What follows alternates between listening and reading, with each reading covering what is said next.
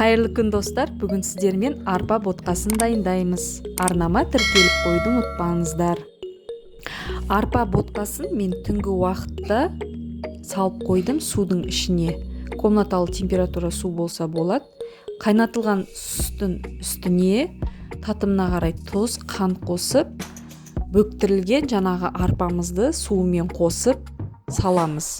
Жақсылап араластырып, оттың астын ақырындатамыз, бір қалыпты пісіріп аламыз.